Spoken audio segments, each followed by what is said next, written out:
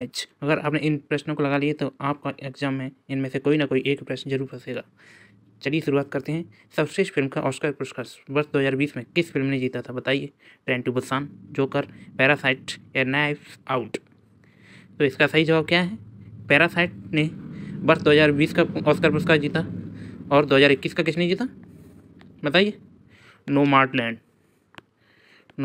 ने वर्ष 2021 का पुरस्कार जीता है। चलिए अगले प्रश्न पर चलते हैं। अगला प्रश्न है, बहुपक्षीय निवेश गारंटी एजेंसी मीगा हाल ही में निम्नलिखित में से किसके संदर्भ में समाचार में देखी गई है?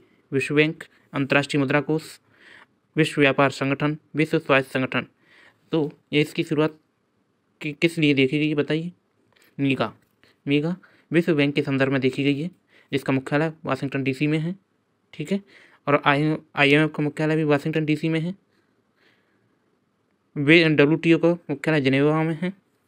ठीक है दोस्तों, चलिए अगले प्रश्न पर चलते हैं। अगला प्रश्न है, अकबरनामा के लेखक कौन है? अमीर खुसरो, अकबर, अबुल फजल, बीरबल? बताइए इसका सही जवाब क्या है? अकबरनामा के लेखक कौन थे? अबुल फजल।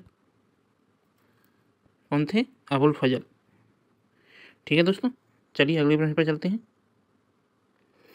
अगला प्रश्न है, जैसे भारतीय मुगल चित्र किस मुगल सम्राट के शासनकाल में फूले? बताइए। हुमायूं, अकबर, जहांगीर या शाहजहां? बताइए इसका सही जवाब क्या है? इस प्रश्न का सही जवाब क्या है? जहांगीर को मुगल सम्राट के शासनकाल में चित्रकला के रूप में जाना जाता है। किसमें? चित्रकला के रूप में। ठीक है। और अकबर को प्रशासन के चित्रण में इसका स्वर्णकाल है, प्रशासन में स्वर्णकाल। और शाहजहां वास्तुकला में शाहजहां है। ठीक है। आज चलिए अगले प्रश्न पर चलते हैं। अगला प्रश्न है, 1907 में कांग्रेस के किस अधिवेशन में चरमपंथी और नरमपंथियों के बीच विभाजन हुआ? कलकत्ता अधिवेशन, सूरत अधिवेशन, मद्रास अधिवेशन या बॉम्बे अधिवेशन? बताइए। 1907 में कांग्रेस के अधिवेशन में सूरत अधिवेशन में चरमपंथी और नरमपंथियों में विभाजन हो गया था। चलिए अगले प्रश्न पर चलते हैं। अगला प्रश्न है, निम्नलिखित में से कौन सी नदियाँ पाकिस्तान के साथ जल साझा करती हैं? चिनाब, झेलम, सिंधु या उपरोक्त सभी? तो इसका सही जवाब क्या है? उपरोक्त सभी।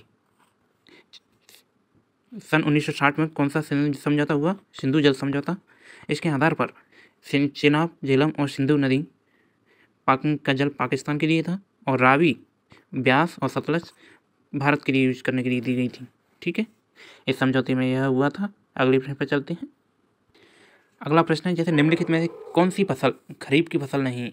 मक्का और चावल, अरहर और सोयाबीन, गेहूं और जौ, रागी और मूंगफली? तो इसका सही जवाब बताएं। खरीफ की फसल नहीं है। तो खरीफ की फसल कौन सी नहीं है? गेहूं और जौ। गेहूं और जौ क्या है? खरीफ की फसल नहीं है, क्योंकि यह रबी की फसल है। और रबी की फसल, ठीक है, और खरीफ की फसल कब बोई जाती है? जून जुलाई की समथिंग। और रबी की फसल अगस्त सितंबर में। ठीक है। और जायद की फसल अप्रैल मई में। ठीक है। चलिए अगले प्रश्न पर चलते हैं। अगला प्रश्न बेहतरीन प्रश्न है, जिसमें भारतीय संविधान की कितनी भाषाओं को मान्यता दी गई है? तो कितनी भाषाएं हैं? वर्तमान में संविधान में 22 भाषाओं को मान्यता प्रदान की गई है। कितनी? 22 भाषाओं को। ठीक है। तो शुरुआत में संविधान में कितनी भाषाएं थी? 14 भाषा थी। ठीक है। पहले एक जोड़ी 1967 में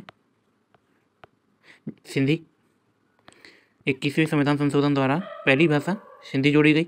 उसके बाद कौन सी जोड़ी? फिर तीन भाषाएं जोड़ी गई सन 1992 में, मैथिली, बोडो और संथाली।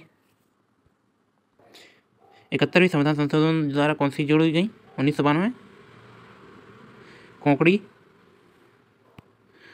कोंकणी, मणिपुरी और नेपाली, 3 भाषाएं 1992 द्वारा। अंत में 4 भाषाएं जोड़ी गई, जिन्हें मैथिली, बोडो, डोंगरी और संथाली के नाम से जाना जाता है। यह वर्ष 2003 में जोड़ी गई थी 92वें संविधान संशोधन द्वारा। अगला प्रश्न है, जैसे निम्नलिखित केंद्र शासित प्रदेशों में कौन सा भारत के 2 पड़ोसी राज्यों की राजधानी भी है? बताइए। लद्दाख, चंडीगढ़, दिल्ली, पुदुचेरी? तो चंडीगढ़ एक ऐसा केंद्र शासित प्रदेश है, कैसा, जो 2 राज्यों की राजधानी भी है। जैसे कौन कौन सी? पंजाब, और पंजाब के अलावा कौन है? बताइए। और कौन है? हरियाणा। पंजाब और हरियाणा की भी यह केंद्र शासित प्रदेश राजधानी है। ठीक है। अगला प्रश्न, निम्नलिखित में से कौन भारत के संविधान का अभिरक्षक है या संरक्षक है? भारत के राष्ट्रपति, भारत के प्रधानमंत्री, लोकसभा सचिवालय या भारत का सर्वोच्च न्यायालय? तो इसका सही जवाब क्या है? भारत का सर्वोच्च न्यायालय संविधान के संरक्षक के रूप में कार्य करता है। अगला प्रश्न है, जैसे कौन सा जहरीला पदार्थ तंबाकू का मुख्य घटक है? तो इसमें यह आंसर इसका लगाया हुआ है निकोटिन है। निकोटिन सही जवाब है इसका। ठीक है, जो कैंसर के लिए क्या होता है? उत्तरदायी होता है। अगले प्रश्न पर चलते। अगला प्रश्न है, जैसे फल पकने वाला हार्मोन है क्या? एथिलीन, ऑक्सिन या काइनेटिन या उपरोक्त सभी? तो फल पकाने वाला हार्मोन कौन सा है? एथिलीन। ठीक है, चलिए अगले प्रश्न पर चलते हैं। यूनाइटेड नेशन कार्यसूची 2030 में कितने सतत विकास हैं? बताइए। 14, 15, 16 या 17? तो इसका सही जवाब कितना है? 17 गोल सेट किए गए हैं वर्ष 2015 में, जिन्हें वर्ष 2030 तक पूर्ण करना है। 15 वर्षों के लिए इसे तय किया गया है। ठीक है, अगले प्रश्न पर चलते हैं। अगला प्रश्न क्या? लता मंगेशकर का जन्म निम्नलिखित में से किस स्थान पर हुआ था? नागपुर, इंदौर, भोपाल, मुंबई? तो लता मंगेशकर का जन्म कहाँ हुआ था?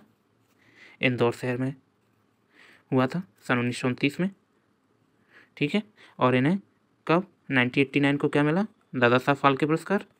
और वर्ष 2001 में इन्हें भारत रत्न से भी सम्मानित किया गया। ठीक है, और इन्हें क्या भारत की कोकिला के नाम से भी, स्वर कोकिला के नाम से भी जाना जाता है। ठीक है।